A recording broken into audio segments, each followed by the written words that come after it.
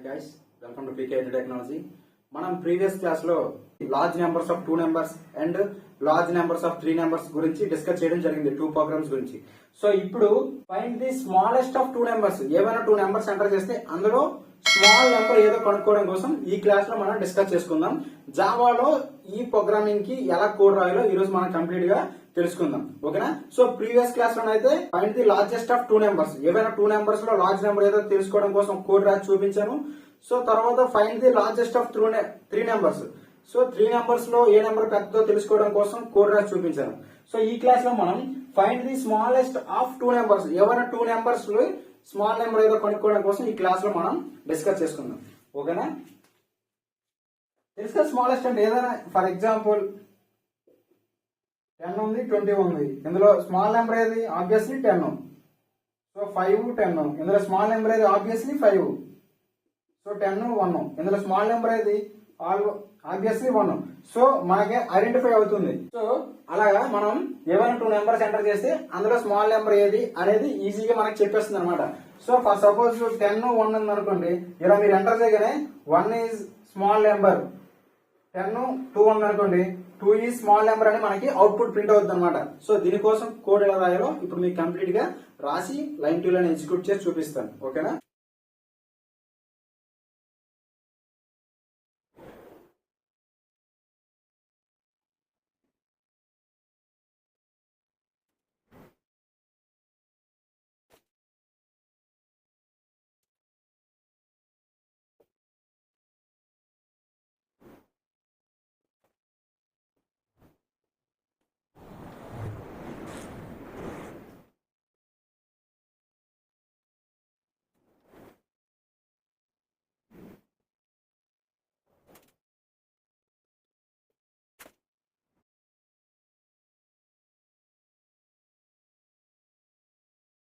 So చూడండి, already previous class లో మనం find the largest of 2 numbers, find the largest of 3 numbers గురించి code ఎలా రాయాలో, దాన్ని ఎలా ఎగ్జిక్యూట్ అవుతుందో మీకు కంప్లీట్ గా చేసి చూపించాను. సో దీనికి ఏం తేడా ఉండదు. జస్ట్ చిన్న ఆపరేటర్ చేంజ్ చేస్తే చాలు, మొత్తం ప్రోగ్రామింగ్ అంతా సేమ్ లానే ఉంటది. ఓకేనా? చిన్న లాజిక్ మనం తెలుసుకుంటే చాలు. ఓకేనా? సో మనం స్మాలెస్ట్ నెంబర్ తెలుసుకోవడం కోసం జావాలో కోడ్ అనేది ఇట్లా రాస్తారు. చూడండి, లైన్ టు లైన్ పర్ఫెక్ట్ గా రాశాను. ఎక్కడా కూడా సెమీకోలన్ గానీ ఏది కూడా మిస్ చేయలేదు. చూడండి, మీరు కూడా రాసేటప్పుడు నోట్బుక్ లో నీట్ గా రాసుకోండి. ఫస్ట్ మనం దీన్ని సేవ్ చేయాలి. ఎలా సేవ్ చేస్తాం? జావా ప్రోగ్రామింగ్ ఎప్పుడు కూడా క్లాస్ నేమ్ తోనే సేవ్ చేయాలి. గుర్తుపెట్టుకోండి. ఏముంది క్లాస్ నేమ్? స్మాలెస్ట్ ఉంది కదా, స్మాలెస్ట్ డాట్ జావా అని మనం సేవ్ చేయాలన్నమాట. అర్థమవుతుందా? ఇది నోట్ ప్యాడ్ లో రాస్తాం కదా జావా ప్రోగ్రామ్ ని. స్మాలెస్ట్ డాట్ జావా అని మనం సేవ్ చేయాలి. సో నెక్స్ట్ మనం కమెంట్ పోర్టల్ ఓపెన్ చేసి అందులో మనం ఈ ఫైల్ మనం ఎందులో సేవ్ చేసాం, డెస్క్టాప్ లో చేసామా, ఈ డ్రైవ్ లో సేవ్ చేసామా, లేక ఏదైనా ఫోల్డర్స్ లో సేవ్ చేసామో తెలియాలి. కాబట్టి సో మనం ఎందులో అయితే సేవ్ చేసామో ఆ నేమ్ ఎంటర్ చేయాలి. ఇక్కడ కమెంట్ పోర్టల్ లో సిడి అని ఎంటర్ చేసి ఎందులో సేవ్ చేసాం, డెస్క్టాప్ అనుకోండి, డెస్క్ టాప్ అని ఎంటర్ చేస్తే అప్పుడు అది యాక్సెస్ తీసుకుంటది. ఓకేనా? ఆల్రెడీ ప్రీవియస్ క్లాస్ లో చాలా సార్లు చెప్పాను కాబట్టి ఇప్పుడు డైరెక్ట్ గా చెప్తున్నా. సో నెక్స్ట్ మనం ఈ జావా ప్రోగ్రామ్ ని కంపైల్ చేయాలంటే ఏం చేయాలి? కమెంట్ పోర్టల్ లో Java C smallest dot Java అని ఎంటర్ చేయాలన్నమాట. Java C smallest dot Java అని ఎంటర్ చేస్తే ఇక్కడ జావా సి మన జావా ఫైల్ లో కంపైల్ చేస్తాను. జావా ఫైల్ లో కంపైల్ చేస్తామంటే ఏం చేయాలి? అప్పుడు జావా సి అని ఇవ్వాలి. జావా ఫైల్ సి అంటే కంపైలేషన్. జావా ఫైల్ కంపైల్ చేస్తాం. అదే ఫైల్ స్మాలెస్ట్ డాట్ జావా అనే ఫైల్. ఈ ఫైల్ ఏంటి? ఇదే కదా. సో మీరు ఇది ఎంటర్ చేయగానే లోన కంపైలేషన్ జరుగుతుంది. ఎర్రర్స్ ఏమైనా ఉన్నాయా లేవా, ఇంకేమైనా తప్పులు ఏమైనా ఉన్నా లేవని కంపైలేషన్ విత్ ఇన్ సెకండ్ లో జరుగుతుంది. ఇప్పుడు ఆ కంపైలేషన్ ఎలా జరుగుతుందో లైన్ టు లైన్ అది ఎలా ఎగ్జిక్యూట్ చేసుకుంటుందో మీకు చేసి నేను చూపిస్తాను. ఓకేనా? ఎప్పుడైతే ఒక కోడ్ మనకి కంపైలేషన్ చేయడం మనకు వస్తుందో అప్పుడు మనం ఏ ప్రోగ్రామింగ్ అయినా సరే ఈజీగా మనం బిల్డ్ చేయడం అనేది ఈజీ అవుతుంది అనమాట. ఓకేనా? సో ఇప్పుడు జావా సి అని ఎంటర్ చేశాం కదా, ఎర్రర్స్ ఏమైనా ఉంటే ఇక్కడ చూపిస్తుంది. ఎర్రర్స్ ఏమీ లేకపోతే అవుట్పుట్ రెడీ చేసుకుంటది. ఓకేనా? తర్వాత మనం ఇంకోటి ఎంటర్ చేయగానే అవుట్పుట్ అనేది ప్రింట్ అవుతుంది అనమాట. ఓకేనా? సో చూడండి, కంపైలేషన్ జావా సి అంటే కంపైలేషన్ కదా. ఇప్పుడు కంపైలేషన్ మొదలైంది లోన. ఎలాగా? ఇంపోర్ట్ జావా హోటల్ స్కానర్ అని ప్యాకేజ్ తీసుకున్నాం. ఇది డిఫాల్ట్ ప్యాకేజ్ అన్నమాట. ఈ ప్యాకేజ్ మనం తీసుకున్నాం, hotel scanner, Java util scanner package తీసుకున్నాం అంటే ఈ ప్రోగ్రామింగ్ లో మనం స్కానర్ క్లాస్ ని యూజ్ చేసాం అని అర్థం అనమాట. స్కానర్ క్లాస్ మనం యూజ్ చేయాలంటే ఖచ్చితంగా క్లాస్ పైన ఇది ఇన్పుట్ స్టేట్మెంట్స్ బ్లాక్ అన్నమాట. ఇక్కడ మనం ఇన్పుట్ స్టేట్మెంట్స్ ఇవ్వాలన్నమాట. అదే జావా హోటల్ స్కానర్ అనే ప్యాకేజ్ ని ఇవ్వాలి. స్కానర్ క్లాస్ యూజ్ చేస్తామంట, మనం యూజ్ చేసాం కాబట్టి ఇచ్చాం. సో నెక్స్ట్ లైన్ రండి. నెక్స్ట్ లైన్ లో ఏముంది, పబ్లిక్ క్లాస్ ఉంది. అంటే క్లాస్ అంటే name of the program. So ఈ ప్రోగ్రామింగ్ కూడా నేమ్ ఇవ్వాలి కదా, అది మన క్లాస్ లోనే ఇవ్వాలన్నమాట. ఏ నేము, సో ఈ ప్రోగ్రామింగ్ కి రిలేటివ్ గా కూడా నేమ్ ఇవ్వాలి. ఈ ప్రోగ్రామింగ్ నేమ్ అంటే స్మాలెస్ట్ ఆఫ్ 2 నెంబర్స్ కదా, అందుకే నేను స్మాలెస్ట్ అని ఇచ్చానమాట. సో ఈ ప్రోగ్రామింగ్ చూడగానే, ఈ నేమ్ చూడగానే మనకి ఈ ప్రోగ్రామింగ్ అంటే ఏంటో అర్థమైపోద్ది అనమాట. సో క్లాస్ నేమ్ ఎప్పుడు కూడా స్టార్టింగ్ లెటర్ క్యాపిటల్ లోనే ఉండాలి. సో తర్వాత ఓపెన్ బ్రాకెట్ ఉంటుంది, ఇక్కడ సెమీ కోలమ్స్ ఉండవు చూడండి, తర్వాత ఓపెన్ బ్రాకెట్ ఉంటుంది. సో ఈ లైన్ కూడా అయిపోయిన తర్వాత నెక్స్ట్ లైన్ వస్తుంది. నెక్స్ట్ లైన్ లో ఏముంది, పబ్లిక్ స్టాటిక్ వైడ్ మెయిన్ ఉంది. అంటే ఇది మెయిన్ ఫంక్షన్ అన్నమాట. ఇది main function. Open bracket closed bracket మధ్యలో strings, open square bracket close square bracket args. Args అంటే ఆర్గ్స్ అనమాట, ఆర్గ్యుమెంట్స్ అనమాట. జావా ప్రోగ్రామింగ్ లాంగ్వేజ్ అంతా కూడా థియరిటికల్ లాంగ్వేజ్, అంతా ఆర్గ్యుమెంట్స్ ఉంటది, ఎక్కువ మ్యాటర్ ఉంటది అనమాట. సో ఆర్గ్స్ అంటే ఇక్కడ ఏంటి, ఆర్గ్యుమెంట్స్ అనమాట. ఇది వైడ్ మెయిన్. సి లాంగ్వేజ్ లో అయితే వైడ్ మెయిన్ అని కానీ ఇంటి మెయిన్ అని ఇస్తే సరిపోతుంది. బట్ జావాలో మాత్రం చెప్పాను కదా థియరిటికల్ లాంగ్వేజ్ అని. Public static wide main. Wide main అంటే మెయిన్ ఫంక్షన్ స్టార్ట్ అవుతుంది ఇక్కడ నుంచి అని అర్థం అనమాట. సో మనకు కావాల్సిన అవుట్పుట్ కోసం ఇవ్వాల్సిన ఇన్పుట్ అంటే ఇందులోనే ఉంటది. మనం ఇచ్చే ఇన్పుట్ బట్టే మనకు అవుట్పుట్ వస్తుంది. ఆ ఇన్పుట్ అంతా కూడా మెయిన్ ఫంక్షన్ లోనే రాయాలి, మెయిన్ ఫంక్షన్ లోనే ఉంటుంది. పేరులోనే ఉంది మెయిన్ అని, ముఖ్యమైనదని. ఓకేనా. సో తర్వాత ఇక్కడ కూడా సెమీ కోలన్ ఉండదు, క్లోజ్డ్ కర్లీ బ్రాకెట్ ఉంటది. సో ఈ లైన్ కూడా అయిపోయింది. క్లోజ్డ్ కర్లీ బ్రాకెట్ ఉందంటే మెయిన్ ఫంక్షన్ స్టార్ట్ అవుతుంది అని అర్థం అనమాట. మెయిన్ ఫంక్షన్ స్టార్ట్ అవబోతుంది అని అర్థం. సో నెక్స్ట్ లైన్ లోకి వస్తాం. నెక్స్ట్ లైన్ లో ఏముంది, స్కానర్ క్లాస్ తీసుకున్నాం. ఆ స్కానర్ క్లాస్ కి ఆబ్జెక్ట్ క్రియేట్ చేసాం అనమాట. స్కానర్ స్పేస్, ఇక్కడ స్కానర్ లో స్టార్టింగ్ లెటర్ క్యాపిటల్ ఉండాలి. ఇది పీకే అనేది ఆబ్జెక్ట్ అనమాట, స్కానర్ క్లాస్ కి ఆబ్జెక్ట్. ఈ ఆబ్జెక్ట్ మన ఇష్టం అనమాట, యాజ్ యువర్ విష్ ఏదైనా తీసుకోవచ్చు ఇక్కడ. తర్వాత ఈజ్ ఈక్వల్ టు న్యూ, మళ్ళీ space scanner, open bracket closed bracket system dot in అనమాట. System dot in. ఇన్ అంటే ఏంటి, ఇది ఇన్పుట్ ఫంక్షన్ కదా. స్కానర్ అంటే ఇన్పుట్ ఫంక్షన్ కదా. To read the data on console in run time. రన్ టైమ్ లో డేటాను రీడ్ చేసుకుంటుంది అంటే ఏంటిది, డేటాను తీసుకుంటుంది అంటే ఏంటి అంటే ఇన్పుట్ ఫంక్షన్. డేటాను ఇస్తున్నాం, దేనికి ఇస్తున్నాం, ప్రోగ్రామింగ్ కి డేటాను ఇస్తున్నాం, అందుకే ఇది ఇన్పుట్ ఫంక్షన్ అన్నమాట. ఓకేనా. సో ఇక్కడ సిస్టమ్ డాట్ ఇన్ అంటే ఇన్పుట్ ఫంక్షన్. ఓకేనా. ఆబ్జెక్ట్ క్రియేట్ చేసాం అనమాట స్కానర్ క్లాస్ కి. సి లాంగ్వేజ్ లోనైతే ఒకసారి ఒకదానికి ఒక స్కానర్ క్లాస్ అవుతుంది. బట్ జావాలో స్కానర్ క్లాస్ ఒకసారి ఆబ్జెక్ట్ క్రియేట్ చేస్తే మల్టిపుల్ టైమ్స్ యూజ్ చేసుకోవచ్చు, ఎక్కడైనా యూజ్ చేసుకోవచ్చు. ఓకేనా. సో స్కానర్ ఇక్కడ సెమీ కోలన్ ఉంటది. ఈ లైన్ కూడా అయిపోయింది. నెక్స్ట్ లైన్ లోకి రండి. నెక్స్ట్ లైన్ ఏముంది, system dot out dot printf అని ఉంది. అంటే ఇది అవుట్పుట్ ఫంక్షన్.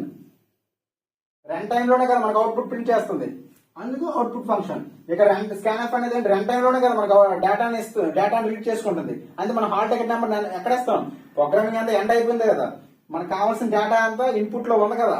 సో మనకి స్కానర్ క్లాస్ లో మనం హాల్ టికెట్ నెంబర్ ఎంటర్ చేస్తే మన డేటా మనకి వస్తుంది. ఇక్కడ కూడా మనకి ఇవ్వాల్సిన 2 వాల్యూస్ మనం ఇక్కడ ఎంటర్ చేస్తే మనకి ఏ స్మాలెస్ట్ నెంబర్ అనేది అవుట్పుట్ వస్తుంది అనమాట. ఓకేనా, రిజల్ట్ వస్తుంది. అందుకే ఇది రన్ టైమ్ లో యూజ్ చేస్తాం కాబట్టి ఇన్పుట్ ఫంక్షన్. ఇది రన్ టైమ్ లో మనకు అవుట్పుట్ ని ఇస్తుంది కాబట్టి ఇది అవుట్పుట్ ఫంక్షన్ అనమాట. System dot out dot print F అంటే వాల్యూని ప్రింట్ చేస్తుంది. ఏ వాల్యూని, ఎంటర్ ఏ బి వాల్యూస్ అనమాట. ఈజ్ ఈక్వల్ టు ఇక్కడ చూడండి క్లోజ్డ్ బ్రాకెట్, ఇక్కడ డబుల్ కొటేషన్స్, ఇక్కడ డబుల్ కొటేషన్స్. ఈ మధ్యలో ఉన్న బ్లాక్ ఆఫ్ కోడ్ ఏదైతే ఉంటుందో అందులో ఏముంటది అదే ప్రింట్ అవుతుంది. యాజ్ ఈజ్ క్యాపిటల్ అయితే క్యాపిటల్, స్మాల్ అయితే స్మాల్. మీరు ఎన్ని ప్లేస్ యూజ్ చేస్తారు అన్ని స్పేసెస్. తర్వాత మీరు ఏమైనా స్పెషల్ క్యారెక్టర్ యూజ్ చేస్తే ఆ స్పెషల్ క్యారెక్టర్స్ కూడా ప్రింట్ అయిపోతుంది. ఓకేనా. చూడండి ఇప్పుడు యాజ్ ఈజ్ గా ప్రింట్ చేస్తున్నా చూడండి. ఇక్కడ మీకు అవుట్పుట్ రాస్తున్నా. ఏముంది అందులో, ఎంటర్ ఏబి వాల్యూస్ ఉంది కదా, యాజ్ ఈజ్ గా ప్రింట్ అయిపోద్ది.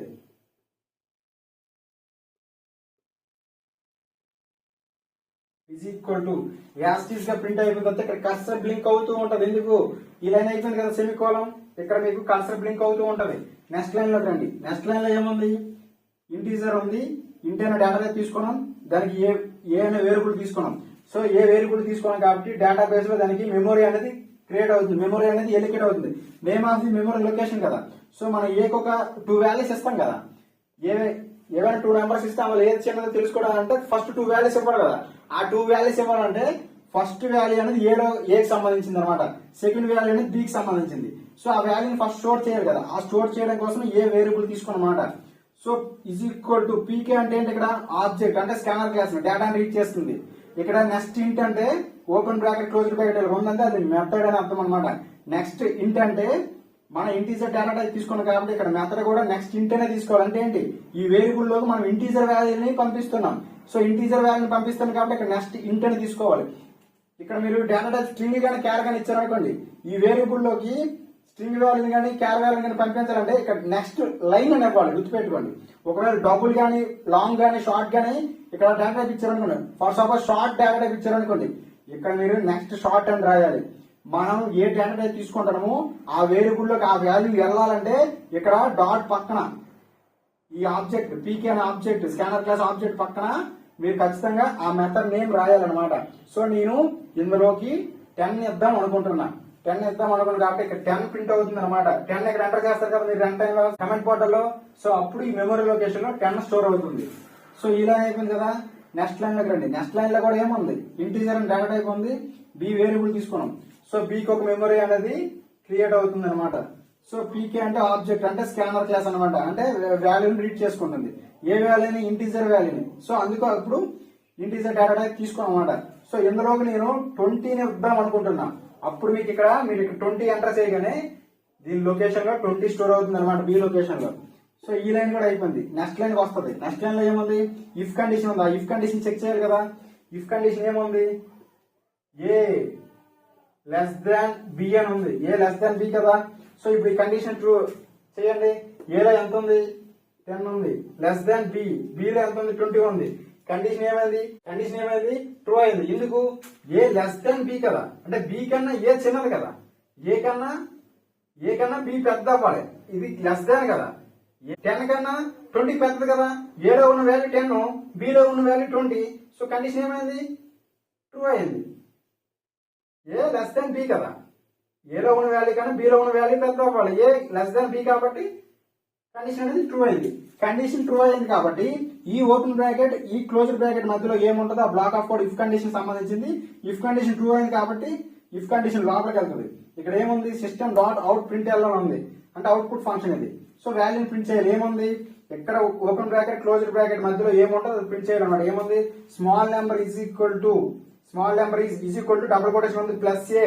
ఇక్కడ ప్లస్ అంటే కంకాటినేట్, ఓకేనా, గుర్తుపెట్టుకోండి. అంటే 2 స్ట్రింగ్స్ ని కలుపుతున్నాం. ఇప్పుడు ఇది యాజ్ టీజ్ గా ప్రింట్ అవుతుంది కదా, అది యాజ్ టీజ్ గా ఇక్కడ ప్రింట్ అవుతుంది అనమాట. Smallest number is equal to plus a కదా, ఏలో ఎంత ఉంది, 10 ఉంది, 10 ప్రింట్ అవుతుంది. సో ఇఫ్ కండిషన్ ఎగ్జిక్యూట్ అయిపోయిన తర్వాత మరి ఎల్స్ లోకి మరి వెళ్దాం, డైరెక్ట్ గా బయటకు వచ్చేస్తుంది అనమాట. బయటకు వచ్చేసి మెయిన్ ఫంక్షన్ క్లోజ్ అయిపోయింది, క్లాస్ కూడా క్లోజ్ అయిపోయింది.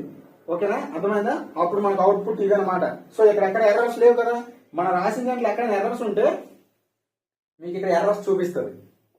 ఇక్కడ ఏ ఎర్రర్ వచ్చింది, ఎన్ని ఎర్రర్స్ వచ్చినా సరే ఇక్కడ చూపిస్తుంది.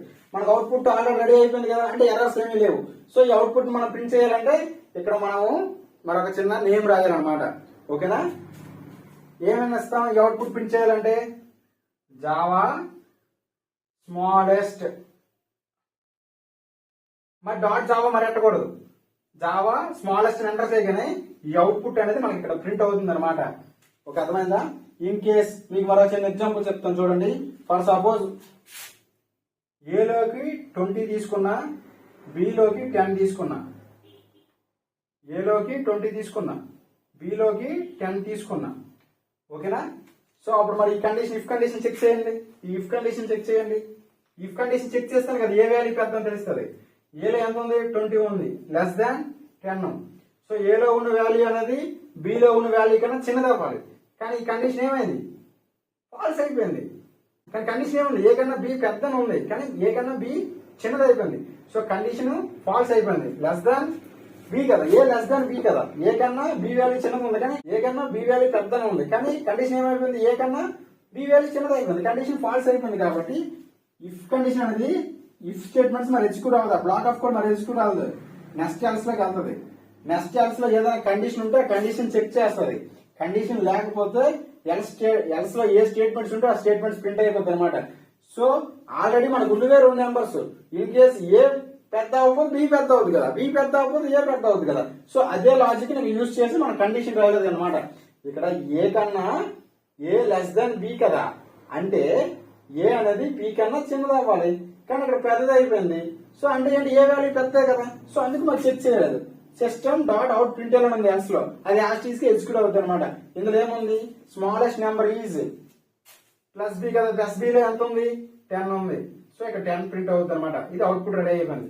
ఈ అవుట్పుట్ మనం ప్రింట్ చేయాలంటే జావా స్మాలెస్ట్ అని ఎంటర్ చేయడం, ఈ అవుట్పుట్ మనకి ప్రింట్ అయిపోతుంది. ఎంటర్ ఏ బి వాల్యూస్ ఇచ్చాం, 10 20 10 ఇచ్చాం, అందులో స్మాలెస్ట్ నెంబర్ ఈజ్ 10 అనమాట అని ప్రింట్ అవుతుంది. ఓకేనా, సో అర్థమైంది అనుకుంటా. సో స్మాలెస్ట్ నెంబర్ కనుక్కోవడం కోసం జావాలో కోడ్ అనేది ఇట్లా బిల్డ్ చేస్తారు. సో మీకు ఏదైనా కోడింగ్ లో కానీ ఎక్స్ప్లెనేషన్ లో కానీ డౌట్స్ ఉంటే కామెంట్ సెక్షన్ లో తెలియజేయండి. మీ డౌట్ ఖచ్చితంగా నేను క్లారిఫై చేస్తాను. ఓకేనా, సో మన వీడియో మీకు కొత్త అనిపిస్తే మన వీడియోకి లైక్ చేసి మన ఛానల్ సబ్స్క్రైబ్ చేసుకుని 4 మెంబర్స్ కి షేర్ చేయండి. Thank you one and all.